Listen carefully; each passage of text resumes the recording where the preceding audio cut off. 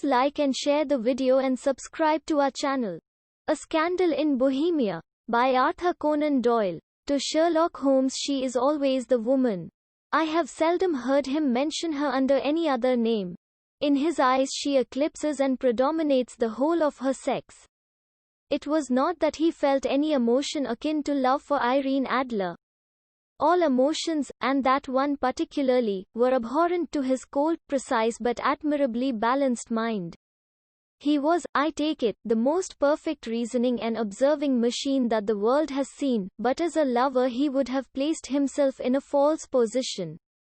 He never spoke of the softer passions, save with a jibe and a sneer. They were admirable things for the observer, excellent for drawing the veil from men's motives and actions. But for the trained reasoner to admit such intrusions into his own delicate and finely adjusted temperament was to introduce a distracting factor which might throw a doubt upon all his mental results. Grit in a sensitive instrument, or a crack in one of his own high-power lenses, would not be more disturbing than a strong emotion in a nature such as his. And yet there was but one woman to him, and that woman was the late Irene Adler, of dubious and questionable memory. I had seen little of Holmes lately. My marriage had drifted us away from each other. My own complete happiness, and the home-centered interests which rise up around the man who first finds himself master of his own establishment, was sufficient to absorb all my attention, while Holmes, who loathed every form of society with his whole bohemian soul, remained in our lodgings in Baker Street, buried among his old books, and alternating from week to week between cocaine and ambition, the drowsiness of the drug, and the fierce energy of his own keen nature. He was still, as ever, deeply attracted by the study of crime, and occupied his immense faculties and extraordinary powers of observation in following out those clues, and clearing up those mysteries which had been abandoned as hopeless by the official police. From time to time I heard some vague account of his doings, of his summons to Odessa in the case of the Trepoff murder, of his clearing up of the singular tragedy of the Atkinson brothers at Trincomalee, and finally of the mission which he had accomplished so delicately and successfully for the reigning family of Holland. Beyond these signs of his activity, however, which I merely shared with all the readers of the daily press, I knew little of my former friend and companion. One night, it was on the 20th of March, 1888, I was returning from a journey to a patient, for I had now returned to civil practice, when my way led me through Baker Street. As I passed the well-remembered door, which must always be associated in my mind with my wooing, and with the dark incidents of the study in scarlet, I was seized with a keen desire to see Holmes again, and to know how he was employing his extraordinary powers. His rooms were brilliantly lit, and, even as I looked up, I saw his tall, spare figure pass twice in a dark silhouette against the blind.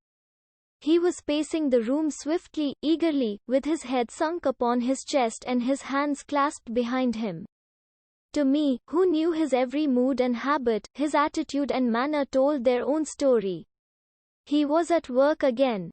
He had risen out of his drug-created dreams and was hot upon the scent of some new problem. I rang the bell and was shown up to the chamber which had formerly been in part my own. His manner was not effusive. It seldom was, but he was glad, I think, to see me. With hardly a word spoken, but with a kindly eye, he waved me to an armchair, threw across his case of cigars, and indicated a spirit case and a gasogene in the corner. Then he stood before the fire and looked me over in his singular introspective fashion. "Wedlock suits you," he remarked. "I think, Watson, that you have put on 7.5 pounds since I saw you." 7. I answered. "Indeed, I should have thought a little more. Just a trifle more, I fancy, Watson. And in practice again, I observe. You did not tell me that you intended to go into harness." "Then, how do you know?" "I see it, I deduce it." "How do I know that you have been getting yourself very wet lately, and that you have a most clumsy and careless servant girl?" "My dear Holmes," said I, "this is too much. You would certainly have been burned, had you lived a few centuries ago. It is true that I had a country walk on Thursday and came home in a dreadful mess, but as I have changed my clothes I can't imagine how you deduce it. As to Mary Jane, she is incorrigible, and my wife has given her notice, but there, again, I fail to see how you work it out.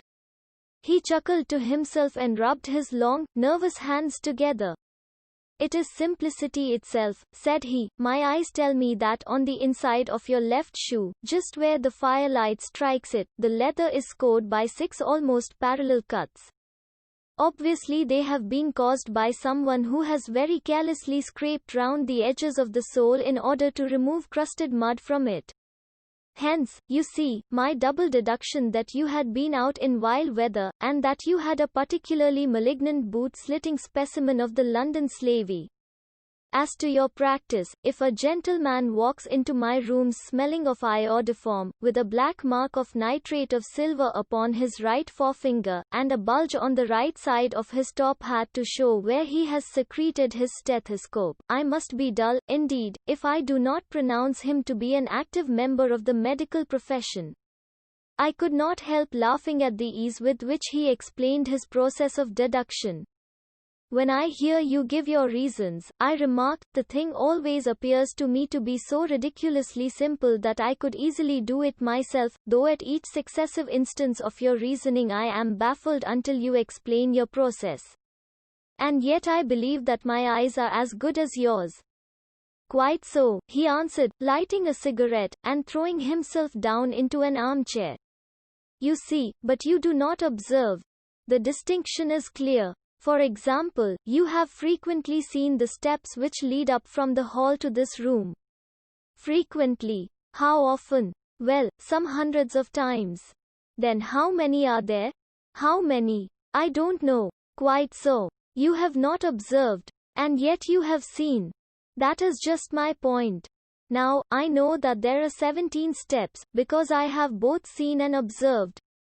By the way, since you are interested in these little problems, and since you are good enough to chronicle one or two of my trifling experiences, you may be interested in this. He threw over a sheet of thick pink-tinted notepaper which had been lying open upon the table. It came by the last post, said he. Read it aloud. The note was undated, and without either signature or address. They will call upon you tonight, at 7:45, it said, a gentleman who desires to consult you upon a matter of the very deepest moment. Your recent services to one of the royal houses of Europe have shown that you are one who may safely be trusted with matters which are of an importance which can hardly be exaggerated. This account of you we have from all quarters received. Be in your chamber then at that hour, and do not take it amiss if your visitor wear a mask. This is indeed a mystery, I remarked. What do you imagine that it means? I have no data yet. It is a capital mistake to theorize before one has data. Insensibly one begins to twist facts to suit theories, instead of theories to suit facts. But the note itself, what do you deduce from it? I carefully examined the writing, and the paper upon which it was written. The man who wrote it was presumably well-to-do, I remarked, endeavoring to imitate my companion's processes. Such paper could not be bought under half a crown a packet. It is peculiarly strong and stiff. Peculiar, that is the very word, said Holmes. It is not an English paper at all. Hold it up to the light. I did so, and saw a large A with a small g, A, P, and a large G with a small t woven into the texture of the paper. What do you make of that? Asked Holmes. The name of the maker, no doubt, or his monogram, rather. Not at all. The G with the small t stands for Gesellschaft, which is the German for company. It is a customary contraction like a co. P, of course, stands for Papier. Now for the, e.g. Let us glance at our Continental Gazetteer. He took down a heavy brown volume from his shelves. Eglonitz, here we are, Egria. It is in a German-speaking country in Bohemia, not far from Karlsbad. Remarkable as being the scene of the death of Wallenstein, and for its numerous glass factories and paper mills. Ha, ha, my boy, what do you make of that? His eyes sparkled, and he sent up a great blue triumphant cloud from his cigarette.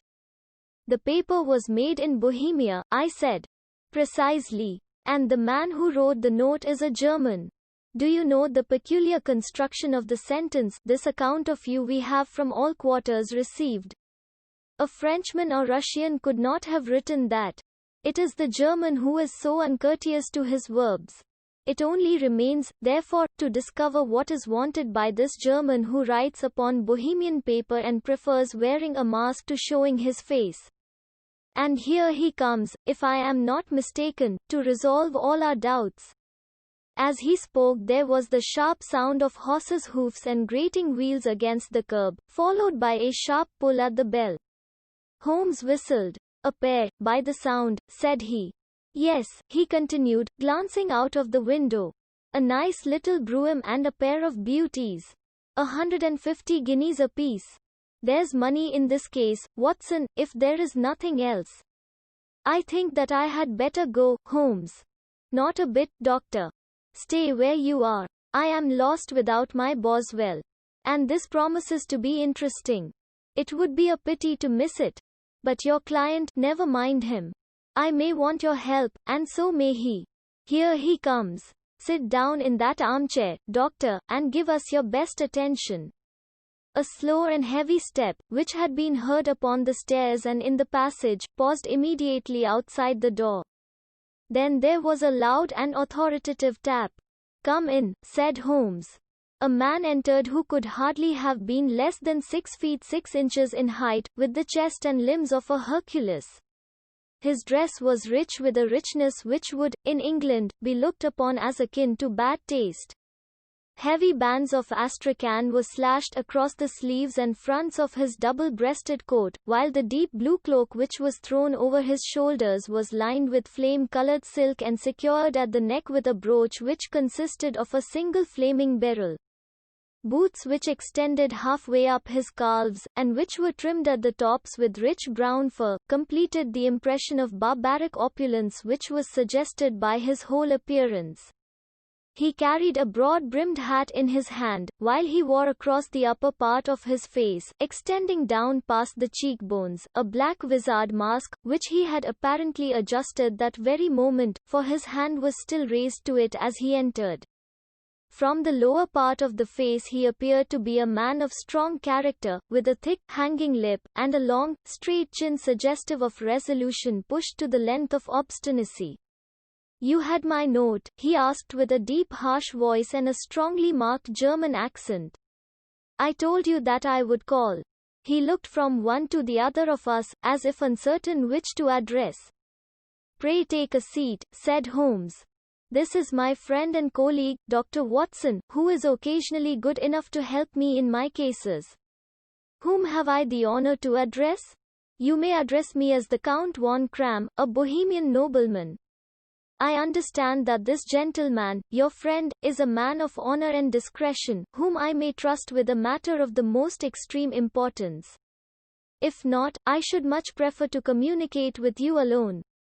I rose to go, but Holmes caught me by the wrist and pushed me back into my chair. It is both, or none, said he. You may say before this gentleman anything which you may say to me. The Count shrugged his broad shoulders. Then I must begin, said he, by binding you both to absolute secrecy for 2 years. At the end of that time the matter will be of no importance. At present it is not too much to say that it is of such weight it may have an influence upon European history. I promise, said Holmes. And I. You will excuse this mask, continued our strange visitor. The august person who employs me wishes his agent to be unknown to you, and I may confess at once that the title by which I have just called myself is not exactly my own. I was aware of it, said Holmes dryly. The circumstances are of great delicacy, and every precaution has to be taken to quench what might grow to be an immense scandal and seriously compromise one of the reigning families of Europe. To speak plainly, the matter implicates the great house of Ormstein, hereditary kings of Bohemia. I was also aware of that, murmured Holmes, settling himself down in his armchair and closing his eyes. Our visitor glanced with some apparent surprise at the languid, lounging figure of the man who had been no doubt depicted to him as the most incisive reasoner and most energetic agent in Europe. Holmes slowly reopened his eyes and looked impatiently at his gigantic client. "If your Majesty would condescend to state your case," he remarked, "I should be better able to advise you."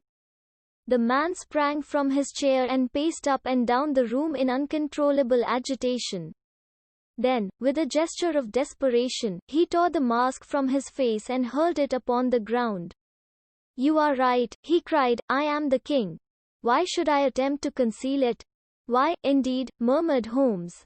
"Your Majesty had not spoken before I was aware that I was addressing Wilhelm Gottsrich Sigismund von Ormstein, Grand Duke of Kassel-Felstein, and hereditary King of Bohemia."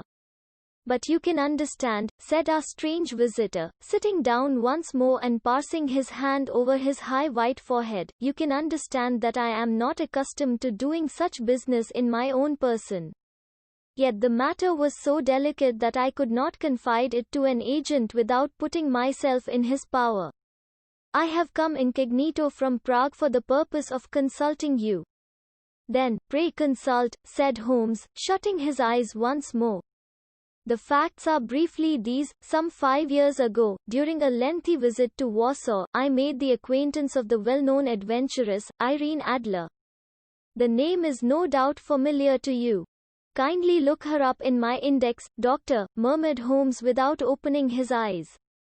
For many years he had adopted a system of docketing all paragraphs concerning men and things, so that it was difficult to name a subject or a person on which he could not at once furnish information.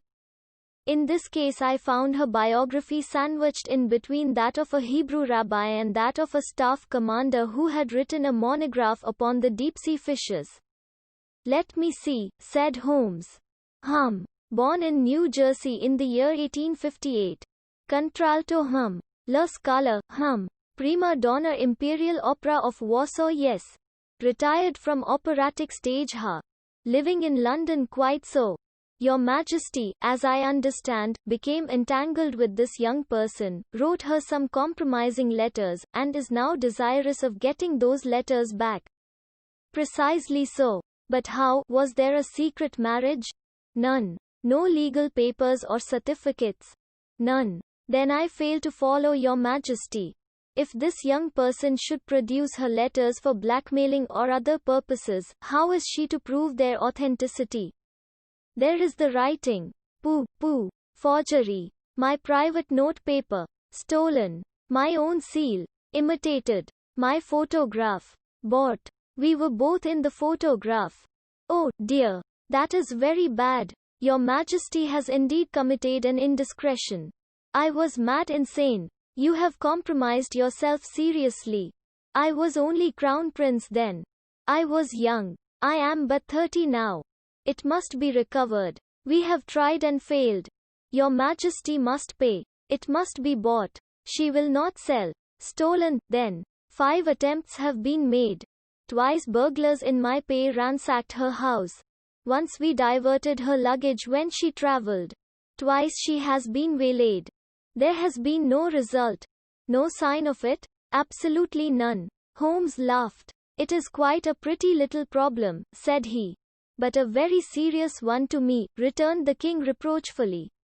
"Very, indeed. And what does she propose to do with the photograph?" "To ruin me." "But how?" "I am about to be married." "So I have heard. To Clotilda Lothman von Saxe-Meiningen, second daughter of the King of Scandinavia. You may know the strict principles of her family. She is herself the very soul of delicacy. A shadow of a doubt as to my conduct would bring the matter to an end." "And Irene Adler?" "Threatens to send them the photograph. And she will do it. I know that she will do it. You do not know her, but she has a soul of steel. She has the face of the most beautiful of women, and the mind of the most resolute of men. Rather than I should marry another woman, there are no lengths to which she would not go none." "You are sure that she has not sent it yet?" I am sure. And why? Because she has said that she would send it on the day when the betrothal was publicly proclaimed. That will be next Monday. Oh, then we have 3 days yet, said Holmes with a yawn. That is very fortunate, as I have 1 or 2 matters of importance to look into just at present. Your Majesty will, of course, stay in London for the present. Certainly. You will find me at the Langham under the name of the Count von Cram. Then I shall drop you a line to let you know how we progress. Pray do so. I shall be all anxiety. Then, as to money, you have carte blanche. Absolutely. I tell you that I would give one of the provinces of my kingdom to have that photograph. And for present expenses, the king took a heavy chamois leather bag from under his cloak and laid it on the table. There are £300 in gold and 700 in notes, he said. Holmes scribbled a receipt upon a sheet of his notebook and handed it to him. And Mademoiselle's address, he asked. Is Briony Lodge, Serpentine Avenue, St. John's Wood. Holmes took a note of it. One other question, said he. Was the photograph a cabinet? It was. Then, good night, Your Majesty, and I trust that we shall soon have some good news for you. And good night, Watson, he added, as the wheels of the royal brougham rolled down the street. If you will be good enough to call tomorrow afternoon at 3 o'clock, I should like to chat this little matter over with you. At 3 o'clock precisely I was at Baker Street, but Holmes had not yet returned. The landlady informed me that he had left the house shortly after 8 o'clock in the morning. I sat down beside the fire, however, with the intention of awaiting him, however long he might be. I was already deeply interested in his inquiry, for, though it was surrounded by none of the grim and strange features which were associated with the 2 crimes which I have already recorded, still, the nature of the case and the exalted station of his client gave it a character of its own. Indeed, apart from the nature of the investigation which my friend had on hand, there was something in his masterly grasp of a situation, and his keen, incisive reasoning, which made it a pleasure to me to study his system of work, and to follow the quick, subtle methods by which he disentangled the most inextricable mysteries. So accustomed was I to his invariable success that the very possibility of his failing had ceased to enter into my head. It was close upon 4 before the door opened, and a drunken-looking groom, ill-kempt and side-whiskered, with an inflamed face and disreputable clothes, walked into the room. Accustomed as I was to my friend's amazing powers in the use of disguises, I had to look 3 times before I was certain that it was indeed he. With a nod he vanished into the bedroom, whence he emerged in 5 minutes tweed-suited and respectable, as of old. Putting his hands into his pockets, he stretched out his legs in front of the fire and laughed heartily for some minutes. Well, really, he cried, and then he choked and laughed again until he was obliged to lie back, limp and helpless, in the chair. What is it? It's quite too funny. I am sure you could never guess how I employed my morning, or what I ended by doing. I can't imagine. I suppose that you have been watching the habits, and perhaps the house, of Miss Irene Adler. Quite so, but the sequel was rather unusual. I will tell you, however. I left the house a little after 8 o'clock this morning in the character of a groom out of work. There is a wonderful sympathy and freemasonry among horsey men. Be one of them, and you will know all that there is to know. I soon found Briony Lodge. It is a bijou villa, with a garden at the back, but built out in front right up to the road, 2 stories. Chubb lock to the door. Large sitting room on the right side, well furnished, with long windows almost to the floor, and those preposterous English window fasteners which a child could open. Behind there was nothing remarkable, save that the passage window could be reached from the top of the coach house. I walked round it and examined it closely from every point of view, but without noting anything else of interest. I then lounged down the street and found, as I expected, that there was a mews in a lane which runs down by one wall of the garden.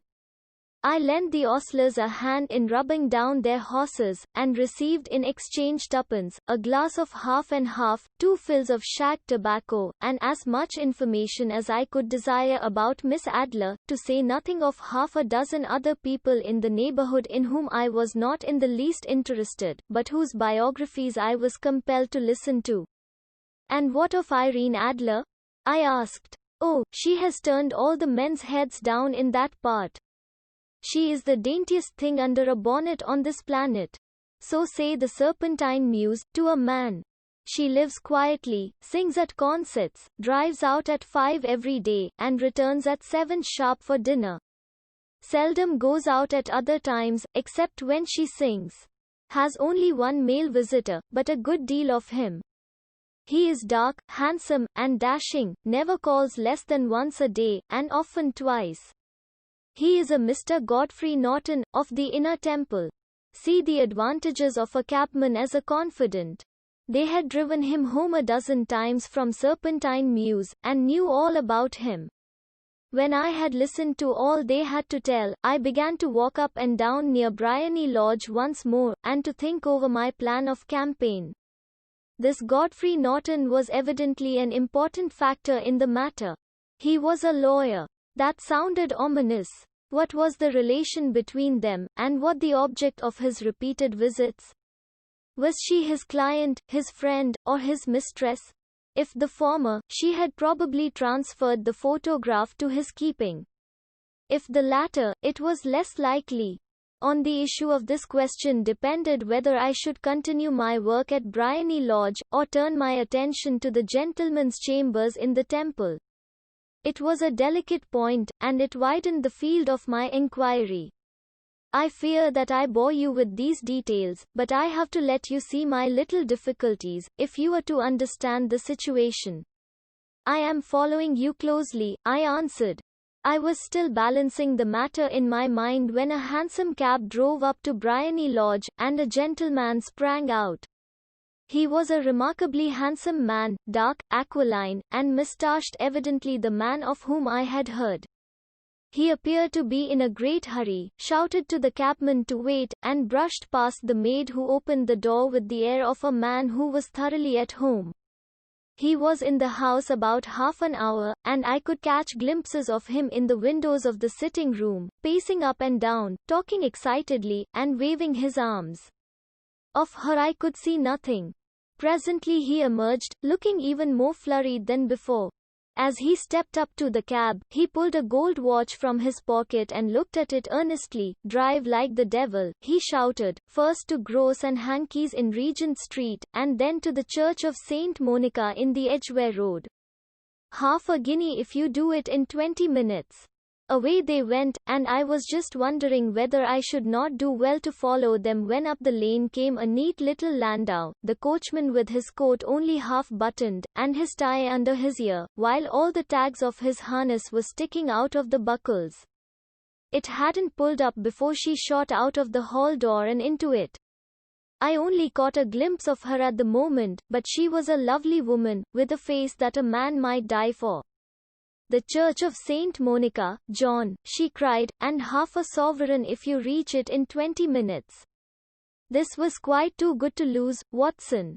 I was just balancing whether I should run for it, or whether I should perch behind her landau when a cab came through the street. The driver looked twice at such a shabby fare, but I jumped in before he could object. The Church of St. Monica, said I, and half a sovereign if you reach it in 20 minutes. It was 25 minutes to 12, and of course it was clear enough what was in the wind. My cabby drove fast. I don't think I ever drove faster, but the others were there before us. The cab and the landau with their steaming horses were in front of the door when I arrived. I paid the man and hurried into the church. There was not a soul there save the two whom I had followed and a surpliced clergyman, who seemed to be expostulating with them. They were all three standing in a knot in front of the altar. I lounged up the side aisle like any other idler who has dropped into a church. Suddenly, to my surprise, the three at the altar faced round to me, and Godfrey Norton came running as hard as he could towards me. "Thank God," he cried. "You'll do. Come." "Come, what then?" I asked. "Come, man, come, only 3 minutes, or it won't be legal."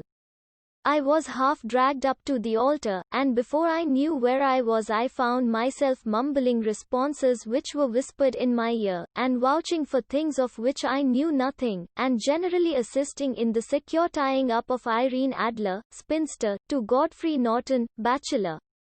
It was all done in an instant, and there was the gentleman thanking me on the one side and the lady on the other, while the clergyman beamed on me in front.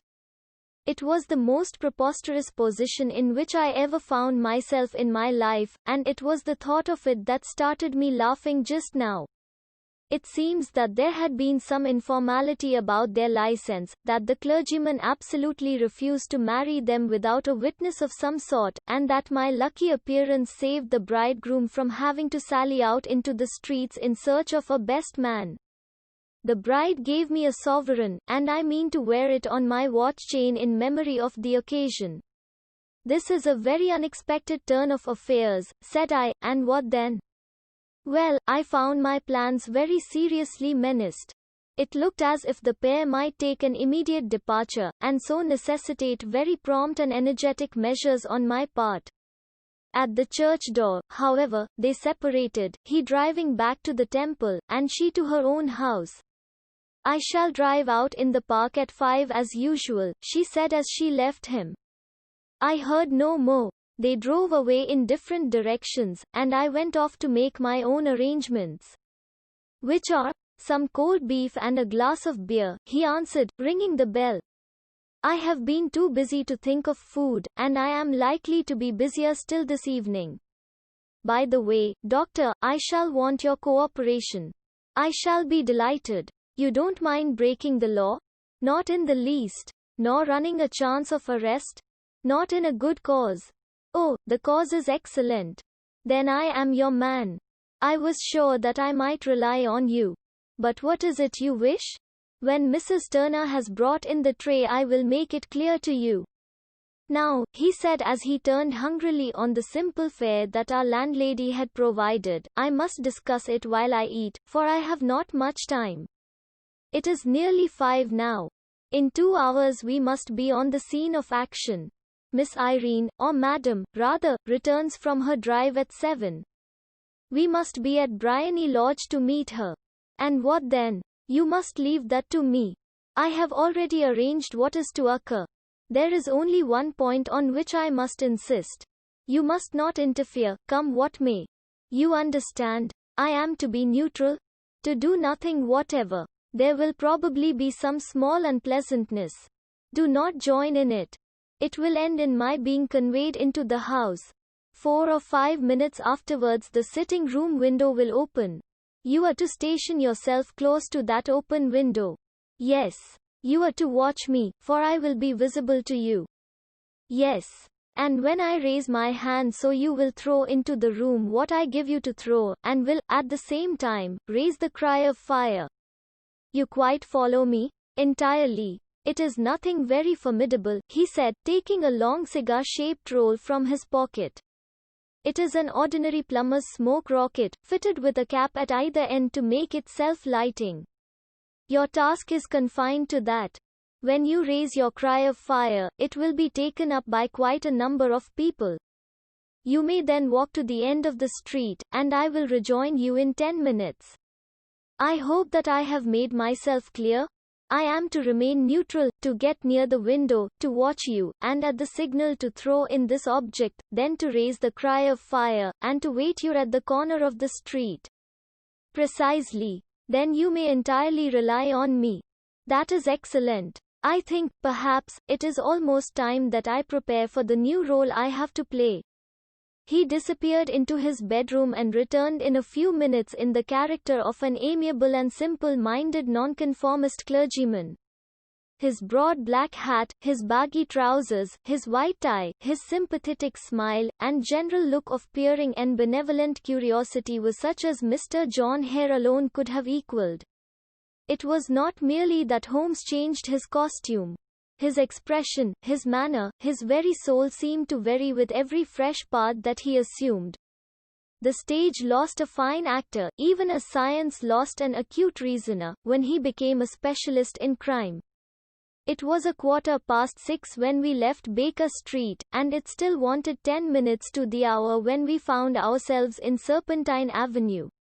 It was already dusk, and the lamps were just being lighted as we paced up and down in front of Briony Lodge, waiting for the coming of its occupant.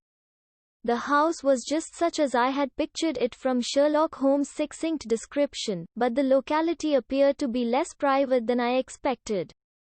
On the contrary, for a small street in a quiet neighborhood, it was remarkably animated. There was a group of shabbily dressed men smoking and laughing in a corner, a scissors grinder with his wheel, 2 guardsmen who were flirting with a nurse girl, and several well-dressed young men who were lounging up and down with cigars in their mouths. "You see," remarked Holmes, as we paced to and fro in front of the house, "this marriage rather simplifies matters. The photograph becomes a double-edged weapon now. The chances are that she would be as averse to its being seen by Mr. Godfrey Norton, as our client is to its coming to the eyes of his princess. Now the question is, where are we to find the photograph?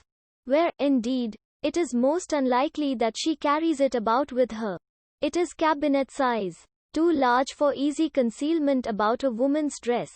She knows that the king is capable of having her waylaid and searched. 2 attempts of the sort have already been made. We may take it, then, that she does not carry it about with her. Where, then? Her banker or her lawyer? There is that double possibility. But I am inclined to think neither. Women are naturally secretive, and they like to do their own secreting. Why should she hand it over to anyone else? She could trust her own guardianship, but she could not tell what indirect or political influence might be brought to bear upon a businessman.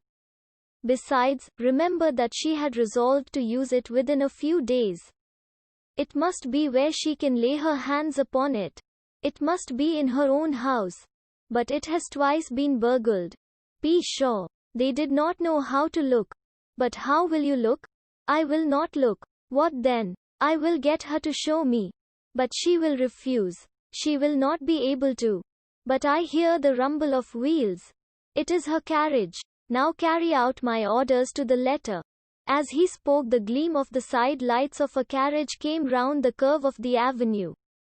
It was a smart little landau which rattled up to the door of Briony Lodge.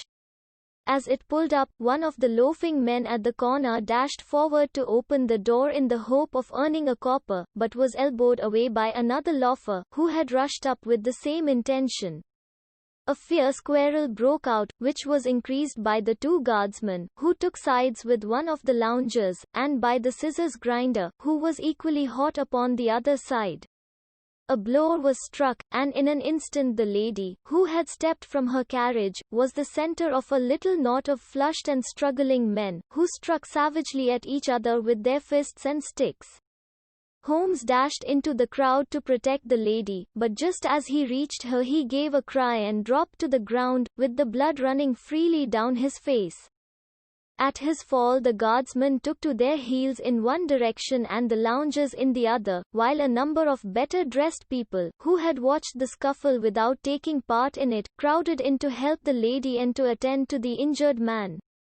Irene Adler, as I will still call her, had hurried up the steps, but she stood at the top with her superb figure outlined against the lights of the hall, looking back into the street. "Is the poor gentleman much hurt?" she asked. "He is dead," cried several voices. "No, no, there's life in him," shouted another. "But he'll be gone before you can get him to hospital." "He's a brave fellow," said a woman. "They would have had the lady's purse and watch if it hadn't been for him. They were a gang, and a rough one, too. Ah, he's breathing now. He can't lie in the street. May we bring him in, ma'am?" "Surely. Bring him into the sitting room. There is a comfortable sofa. This way, please," Slowly and solemnly he was borne into Briony Lodge and laid out in the principal room, while I still observed the proceedings from my post by the window. The lamps had been lit, but the blinds had not been drawn, so that I could see Holmes as he lay upon the couch. I do not know whether he was seized with compunction at that moment for the part he was playing, but I know that I never felt more heartily ashamed of myself in my life than when I saw the beautiful creature against whom I was conspiring, or the grace and kindliness with which she waited upon the injured man. And yet it would be the blackest treachery to Holmes to draw back now from the part which he had entrusted to me. I hardened my heart, and took the smoke rocket from under my ulster. After all, I thought, we are not injuring her.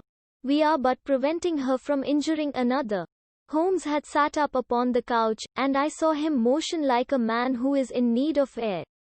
A maid rushed across and threw open the window. At the same instant I saw him raise his hand, and at the signal I tossed my rocket into the room with a cry of fire. The word was no sooner out of my mouth than the whole crowd of spectators, well-dressed and ill gentlemen, ostlers, and servant-maids joined in a general shriek of fire. Thick clouds of smoke curled through the room and out at the open window. I caught a glimpse of rushing figures, and a moment later the voice of Holmes from within assuring them that it was a false alarm. Slipping through the shouting crowd I made my way to the corner of the street, and in 10 minutes was rejoiced to find my friend's arm in mine, and to get away from the scene of uproar. He walked swiftly and in silence for some few minutes until we had turned down one of the quiet streets which lead towards the Edgware Road. "You did it very nicely, Doctor," he remarked. "Nothing could have been better. It is all right. You have the photograph? I know where it is. And how did you find out?" "She showed me, as I told you she would. I am still in the dark. I do not wish to make a mystery," said he, laughing. "The matter was perfectly simple. You, of course, saw that everyone in the street was an accomplice. They were all engaged for the evening. I guessed as much. Then, when the row broke out, I had a little moist red paint in the palm of my hand. I rushed forward, fell down, clapped my hand to my face, and became a piteous spectacle. It is an old trick. That also I could fathom. Then they carried me in. She was bound to have me in. What else could she do? And into her sitting room, which was the very room which I suspected. It lay between that and her bedroom, and I was determined to see which. They laid me on a couch, I motioned for air, they were compelled to open the window, and you had your chance. How did that help you? It was all important. When a woman thinks that her house is on fire, her instinct is at once to rush to the thing which she values most. It is a perfectly overpowering impulse, and I have more than once taken advantage of it. In the case of the Darlington substitution scandal it was of use to me, and also in the Arnsworth Castle business. A married woman grabs at her baby, an unmarried one reaches for her jewel box. Now it was clear to me that Our Lady of today had nothing in the house more precious to her than what we are in quest of. She would rush to secure it. The alarm of fire was admirably done. The smoke and shouting were enough to shake nerves of steel. She responded beautifully. The photograph is in a recess behind a sliding panel just above the right bell pull. She was there in an instant, and I caught a glimpse of it as she half drew it out. When I cried out that it was a false alarm, she replaced it, glanced at the rocket, rushed from the room, and I have not seen her since. I rose, and, making my excuses, escaped from the house. I hesitated whether to attempt to secure the photograph at once, but the coachman had come in, and as he was watching me narrowly it seemed safer to wait. A little over-precipitance may ruin all. "And now?" I asked. "Our quest is practically finished. I shall call with the king tomorrow, and with you, if you care to come with us. We will be shown into the sitting room to wait for the lady, but it is probable that when she comes she may find neither us nor the photograph. It might be a satisfaction to His Majesty to regain it with his own hands." "And when will you call?" At 8 in the morning.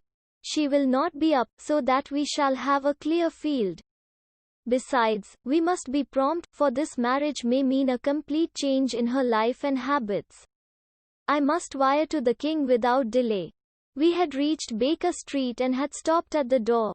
He was searching his pockets for the key when someone passing said, "Good night, Mr. Sherlock Holmes." There were several people on the pavement at the time, but the greeting appeared to come from a slim youth in an ulster who had hurried by. "I've heard that voice before," said Holmes, staring down the dimly lit street. "Now, I wonder who the deuce that could have been. I slept at Baker Street that night, and we were engaged upon our toast and coffee in the morning when the King of Bohemia rushed into the room." "You have really got it," he cried, grasping Sherlock Holmes by either shoulder and looking eagerly into his face. "Not yet. But you have hopes." "I have hopes." "Then, come. I am all impatience to be gone. We must have a cab." "Nor, my brougham is waiting." "Then that will simplify matters." We descended and started off once more for Briony Lodge. "Irene Adler is married," remarked Holmes. "Married? When?" "Yesterday." "But to whom?" "To an English lawyer named Norton." "But she could not love him." "I am in hopes that she does." "And why in hopes?" "Because it would spare your Majesty all fear of future annoyance. If the lady loves her husband, she does not love your Majesty. If she does not love your Majesty, there is no reason why she should interfere with your Majesty's plan." "It is true. And yet, well, I wish she had been of my own station. What a queen she would have made." He relapsed into a moody silence, which was not broken until we drew up in Serpentine Avenue. The door of Briony Lodge was open, and an elderly woman stood upon the steps. She watched us with a sardonic eye as we stepped from the brougham. "Mr. Sherlock Holmes, I believe," said she. "I am Mr. Holmes," answered my companion, looking at her with a questioning and rather startled gaze. "Indeed. My mistress told me that you were likely to call. She left this morning with her husband by the 5:15 train from Charing Cross for the Continent." "What?" Sherlock Holmes staggered back, white with chagrin and surprise. "Do you mean that she has left England? Never to return?" "And the papers?" asked the king hoarsely. "All is lost." "We shall see." He pushed past the servant and rushed into the drawing room, followed by the king and myself. The furniture was scattered about in every direction, with dismantled shelves and open drawers, as if the lady had hurriedly ransacked them before her flight. Holmes rushed at the bell pull, tore back a small sliding shutter, and, plunging in his hand, pulled out a photograph and a letter. The photograph was of Irene Adler herself in evening dress. The letter was superscribed to Sherlock Holmes, Esq. To be left till called for. My friend tore it open and we all three read it together. It was dated at midnight of the preceding night and ran in this way: "My dear Mr. Sherlock Holmes, you really did it very well. You took me in completely. Until after the alarm of fire, I had not a suspicion. But then, when I found how I had betrayed myself, I began to think. I had been warned against you months ago. I had been told that if the king employed an agent it would certainly be you. And your address had been given me. Yet, with all this, you made me reveal what you wanted to know. Even after I became suspicious, I found it hard to think evil of such a dear, kind old clergyman. But, you know, I have been trained as an actress myself. Male costume is nothing new to me. I often take advantage of the freedom which it gives. I sent John, the coachman, to watch you, ran upstairs, got into my walking clothes, as I call them, and came down just as you departed. Well, I followed you to your door, and so made sure that I was really an object of interest to the celebrated Mr. Sherlock Holmes. Then I, rather imprudently, wished you good night, and started for the temple to see my husband.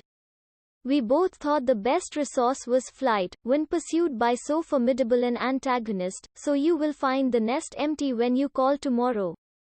As to the photograph, your client may rest in peace.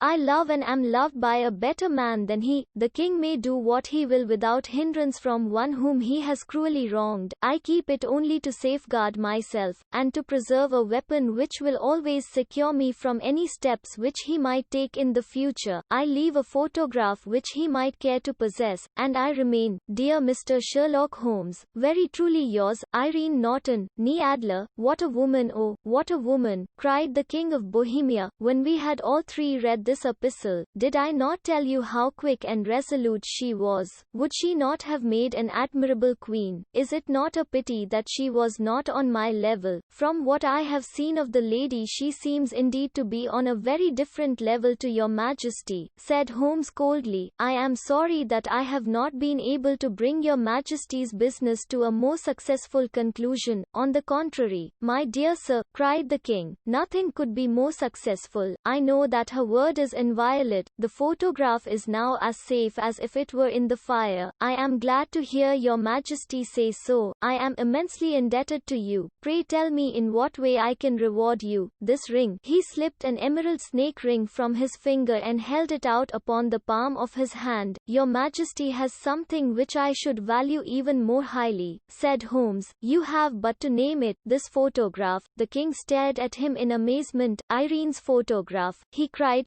Certainly, if you wish it. I thank your Majesty. Then there is no more to be done in the matter. I have the honor to wish you a very good morning. He bowed, and, turning away without observing the hand which the king had stretched out to him, he set off in my company for his chambers. And that was how a great scandal threatened to affect the kingdom of Bohemia, and how the best plans of Mr. Sherlock Holmes were beaten by a woman's wit. He used to make merry over the cleverness of women, but I have not heard him do it of late, and when he speaks of Irene Adler, or when he refers to her photograph, it is always under the honorable title of the woman. Please like and share the video and subscribe to our channel.